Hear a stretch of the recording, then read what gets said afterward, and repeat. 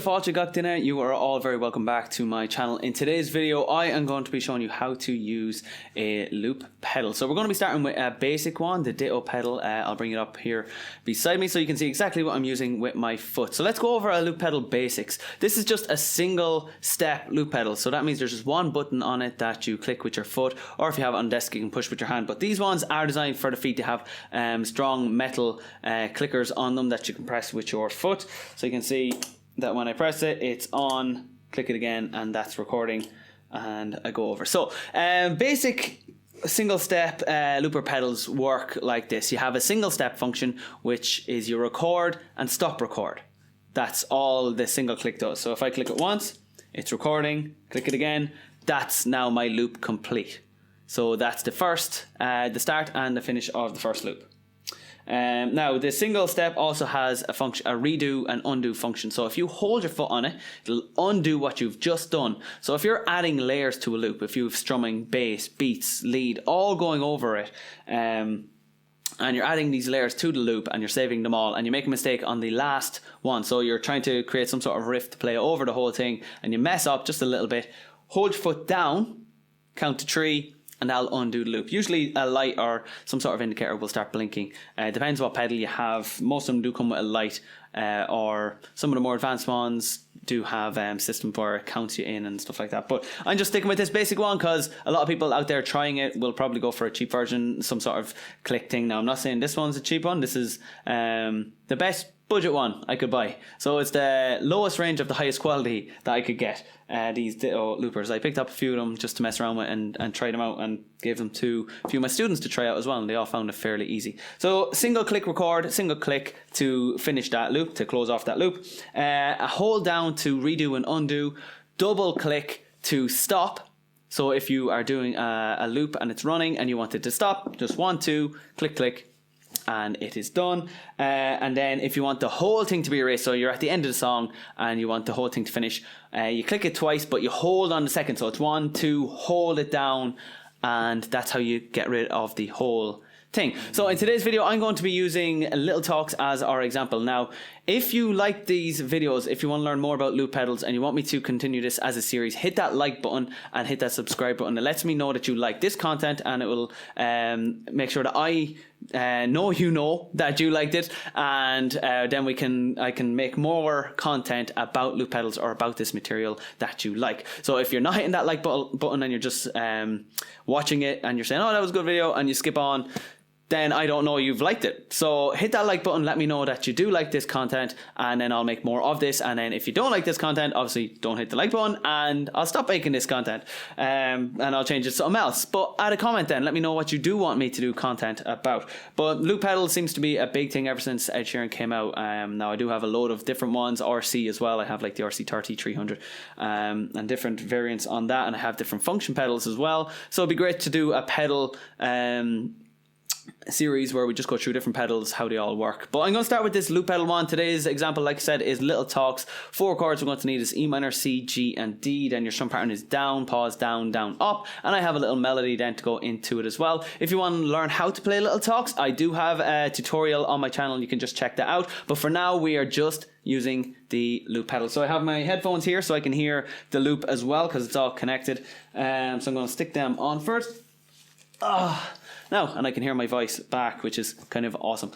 Right, so I'm going to use this loop pedal. So I'm going to start with the strumming first. So my chords again are E minor, C, G, and D. So I'm going to start with those.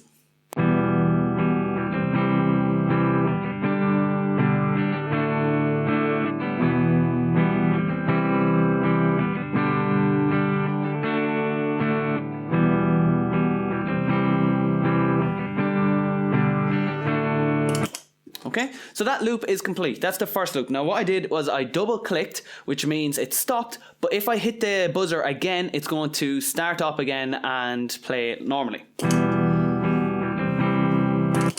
The double click only stops it, it doesn't cancel the whole thing. If you want to erase it, then what you have to do is double click and hold at the end, and that erases the thing. So if you make a mistake on the first one, double click, hold, and that's it gone, start fresh.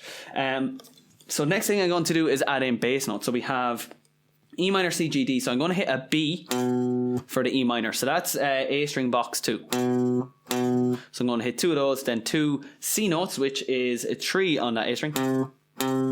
Then G. So top string box 3, that's a G bass note. And then I'm going to hit 3 open D strings for my D chord, and that's my D bass. So the bass on its own goes.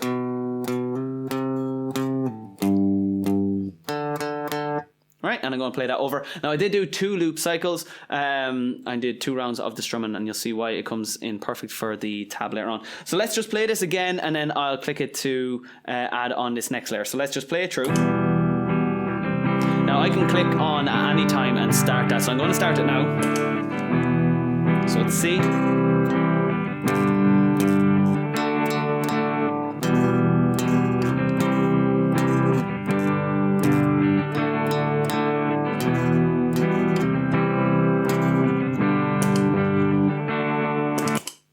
So there's the bass added on. We have strumming now and bass added in. So it's adding a bit of context to it, and it'll be better. It just fills out a bit more. Instead of just being one guitar strumming the whole way through, now you're going to have a bit more depth to it, more bass in it, especially for male singers, like, well, tenors and lower. So that would be like me, who talks very low and has a very bassy voice. A lot of male singers do have lower voices. So if you're in the lower range, then add bass. It just complements your voice. It's great.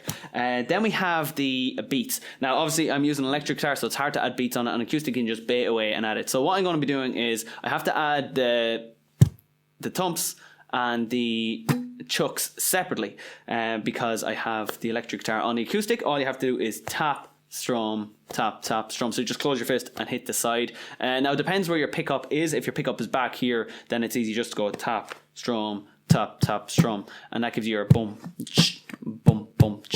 I just don't really like the sound the finger does on the electric. I prefer the sound of the pick. So I'm going to have to do this separately. The first is going to be the beats, single beat, 1, 2, and then after the full round of the beats, I'm going to add in the slaps. So let's get this started again. 1 click to start, and then a second click a few seconds later to hit that record. Now, because I double clicked, it's going to go back to the start of the loop. So it's starting on E minor. So I'm going to come in somewhere on the C with the beats, and then I'll add in the chucks straight after.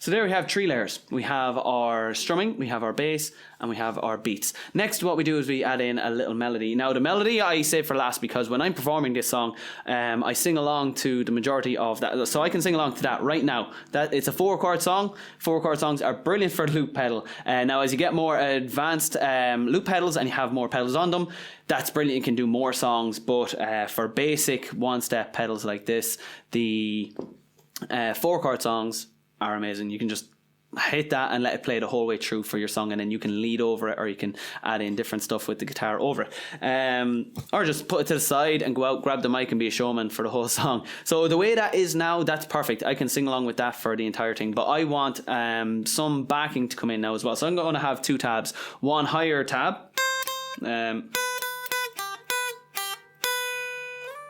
then one lower tab.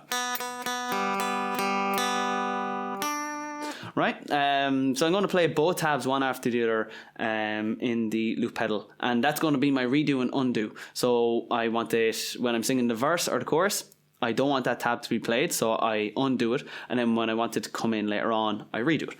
And I will show you how that works. Let me just record this first. So we let it play. Hit our record button. Now I have to wait until it goes back to the very, very start.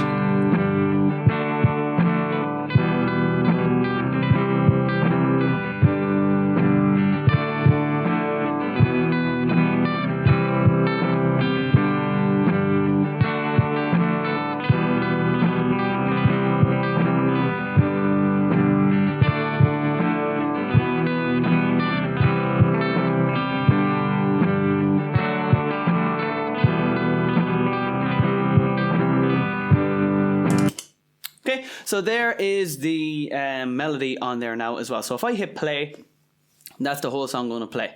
So that's the song set up, and what I want to do for the singing. So I'll run through a verse and chorus for you now anyway, just to show you what I do with the melody coming in and out. So I give it one intro like this, and then I remove the melody and so on. Now, different pedals give you a different undo and redo function. Some, if you hold your foot down, it won't undo the last thing until you remove your foot. With this pedal here, it gives you 3 seconds. You hold your foot down, count to 3, 1, 2, 3, it's gone.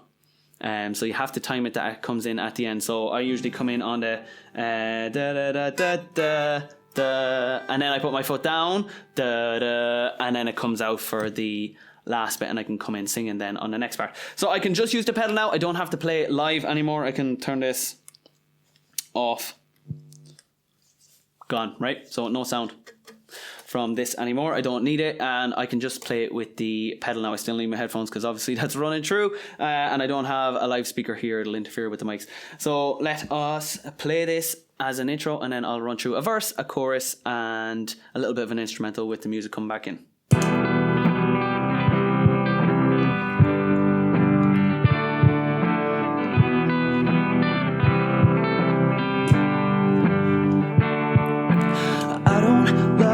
Walking around this old and empty house, so take my hand and I'll walk with you, my dear. The stairs creak as I sleep, it's keeping me awake. Oh, it's the house telling you to close your eyes. Some days I can't even dress myself. It's killing me to see you this way. 'Cause though the truth may vary, this ship will carry our bodies safe to shore.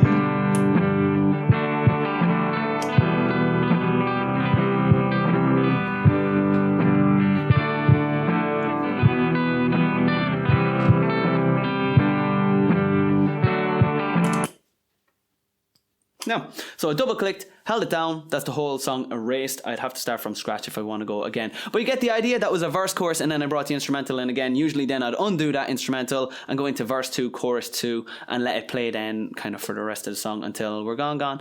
So that's just one example of it. So if you like this content and you want me to make more videos like this, more loop pedal examples, or to show you how you can make your songs into loop pedal songs, if you are having trouble with songs or you want to add more to your show, and you want some tips, advice, or how I do it on a loop pedal, send those suggestions in and I will try put a video together based around it. Now, a lot of songs have different verses, pre-choruses and choruses. For those, what I suggest is maybe creating a loop for the chorus, playing live for the verse and the bridge, and then let it blast out for the chorus. But that depends if you only have one pedal or two pedals or three pedals. It all depends on that. So today it was just a basic Ditto single stand pedal, which when I bought them they were around 75, 80 euro. Don't know what that is in dollars. Sorry guys. So that's what I am working with now. I have a couple of them, so you can have different loops going in depending on your timing. You can run them all together and pretend like there's loads of pedals on one board, but it is safer just to get a big board, like one of the big RC 300s or bigger, just to have them all in time, because a lot of those bigger ones then have time lock where all the loops are synced together, so it's never out of time. Because if I plugged all these up together, then I'd have to make sure everything was perfect, because if it's a little off and they're all playing together, then it might come in at the wrong time or even a second late, and that's the whole thing thrown off. So yeah, if you're going to put on a big show with loops, bigger pedal. If you're going to stick simple, small pedal. No need to overdo it. And if you're just using it for backing, it's great for chords. Just practice the 4-chord songs over and over and over again and get that timing perfect. The way to come in perfect at start and end is always click on the very first strum. So when I'm starting here in E minor, I click E minor, down, down, up C, down, down, up G, down, down, up D, down, down, up E. So I click on the E again when I come back to it. Now obviously you can't hear the guitar because I have it turned down because I didn't need it after the loop pedal. So guys, that is today's video. If you liked it, hit that like button. Again, if you're new, subscribe. Keep those comments coming in. Let me know what content you want me to release over the next coming months. I do release 3 videos a week now. I have a reaction video or a music video breakdown on a Tuesday. I have videos like this, just a random video on a Thursday. It could be a song I like or some material that I want to teach you, and then on Sunday it's always some sort of Celtic air or Irish band song, right? But yeah, that is it for me here today, guys. Thanks for watching, and as always, I will see you next time.